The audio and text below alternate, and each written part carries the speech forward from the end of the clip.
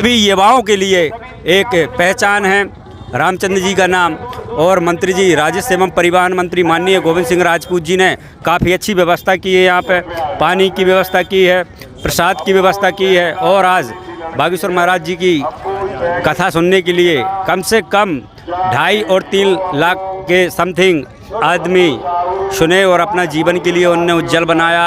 और सभी युवा लोग हमारे साथ में काफ़ी युवा खड़े हुए हैं भैया, आप देख सकते हैं सभी हिंदू धर्म के हैं। और जैसे कि महाराज जी ने अभी बताया कि राष्ट्रीय हमारे धर्म का प्रचार होना चाहिए, तो आपका भी बहुत बहुत धन्यवाद करना चाहता हूं मैं। आप मीडिया से हो और आप ही के माध्यम से दूर दूर तक जानकारी जाती है और जागरूक होते हैं युवा भाई लोग, इसलिए मैं सबसे ज़्यादा आप लोगों का धन्यवाद करना चाहता हूं और दोनों हाथ जोड़कर जय श्री राम कहना चाहता हूं। बहुत शुक्रिया। अच्छा ये और बताइए एक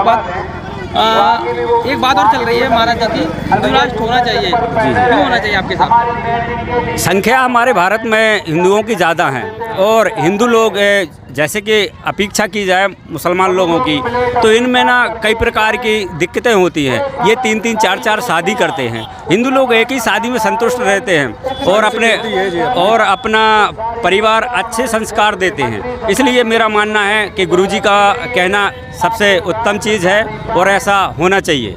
और इसमें सभी भारतवर्ष के सभी युवा बुजुर्ग युवा साथी सभी इसको आगे ले जाएंगे और ऐसी कामना करते हैं हम सभी युवाओं से कि इस प्रकार की जो महाराज जी ने बात की है हिंदू राष्ट्र होना चाहिए।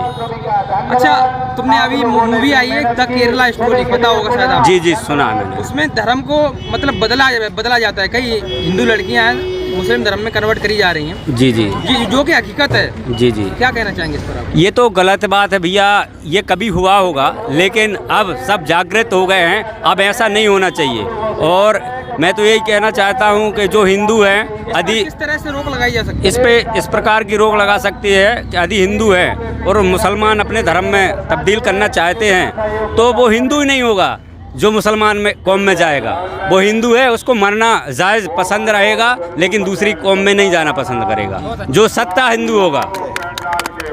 कई हिंदू लड़कियों का ब्रेन वॉश करके दूसरे धर्म में कन्वर्ट कर लिया जाता है, उसके लिए क्या करना चाहिए? माता पिता को संस्कार बचपन से ही डालना चाहिए या किस तरह से? ये देखो भैया, ये तो घर के संस्कार से होता है, माँ पिता के।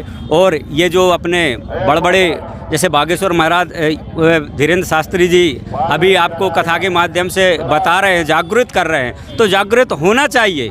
इतनी बड़ी कथा है, हमारे मंत्री जी ने कार्यक्रम करवाया, ये किसी विशेष व्यक्ति के लिए नहीं है, ये हम सबके लिए है कथा और इससे जागृत होना चाहिए। यदि जागृत नहीं हो सकते तो उनका कोई मतलब नहीं है कथा सुनने का और कोई प्रकार का उनका जीवन का कोई वास्तव नहीं है। इसलिए मैं कहता हूँ कि उस पिक्चर का भी विरोध होना चाहिए।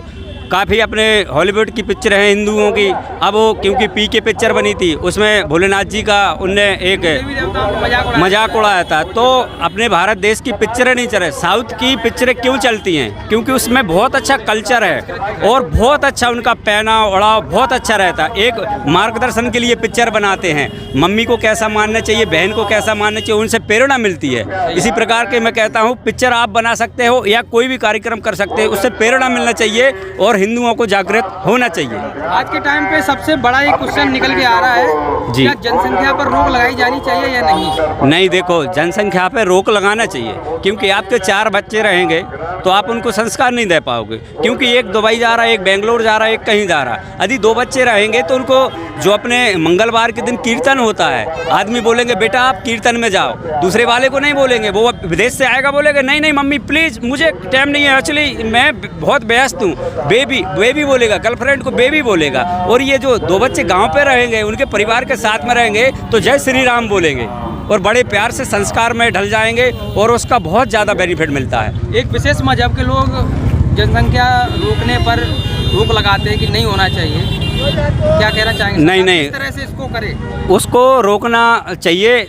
यदि आपका जितना छोटा परिवार रहेगा उतना खुशहाल परिवार रहेगा और आप अच्छे संस्कार दोगे, उनके लिए पढ़ाई लिखाई में सब जगह बेहतर बनाएंगे। आज जैसे कि हमारे धीरेन्द्र शास्त्री जी हैं, ये भी बात बोल रहे हैं कि जितना छोटा परिवार रहेगा उतना सुखी रहेगा। आप 4-4, 7-7 बच्चे बनाओगे, उन पे संस्कार नहीं दोगे और भारत की अर्थव्यवस्था पर भी इसका प्रभाव पड़ेगा। बिल्कुल जी पड़ेगा, गरीबी भी फिर बढ़ेगी, बिल्कुल बढ़ेगी। इसी के लिए इसमें जैसी नगर का रहने वाला हूँ, मैं रानू राजपूत हूँ, मैं जैसी नगर का हूँ। बहुत बहुत धन्यवाद, आपसे मिलकर बहुत अच्छा लगा। क्या नाम है? हमारा नाम है कन्नू प्रजापति, रहली से आया हूँ मैं। अच्छा, ठीक है ना। आज के प्रोग्राम के बारे में क्या कहेंगे? बहुत अच्छे प्रोग्राम हो आपके लाने, बहुत आपके लाने बधाई भी दो चाहते हैं आपके लाने। बहुत अच्छी शुभकामना है और बहुत अच्छी सुविधा भी है, कोई दिक्कत भी नहीं है। गोविंद सिंह राजपूत ने जो अच्छा काम किया, बहुत अच्छा किया है। अभी तक मान के चलो गोपाल भार्गव उन्होंने नहीं किया होगा रहली विधानसभा क्षेत्र में जो गोविंद सिंह राजपूत ने किया है। चलिए, आज के युवाओं को क्या बताएंगे, क्या बताना चाहेंगे सनातन धर्म के लिए? नहीं, जो कुछ हुए ना बस बहुत सही बात है। मतलब जो अपने युवा वर्ग हैं इनको किस तरह से समझाएंगे सनातन धर्म के लिए, कुछ बताएंगे? कोई बात नहीं, अब हम इतनी बात तो नहीं कर सकते। कोई बात नहीं, धन्यवाद। चलिए, यहाँ पर कोई एक युवा और आए हुए हैं। सबसे पहले जो माइक पूछ रही है जी। अच्छा, अपना नाम बताइए। मेरा नाम चंदनगिरी गोस्वामी है। कहाँ से? मैं यहाँ से एक ग्राम बेलखड़ी गोसाई का रहने वाला हूँ। कौन सी क्लास में पढ़ते हैं? हम 10th क्लास में पढ़ते हैं। 10th किया है। महाराज जी को कब से जानते हैं? महाराज जी को अभी कुछ ही दिन हुए हैं, करीबन 6 महीने, ज़्यादा नहीं ज़्यादा।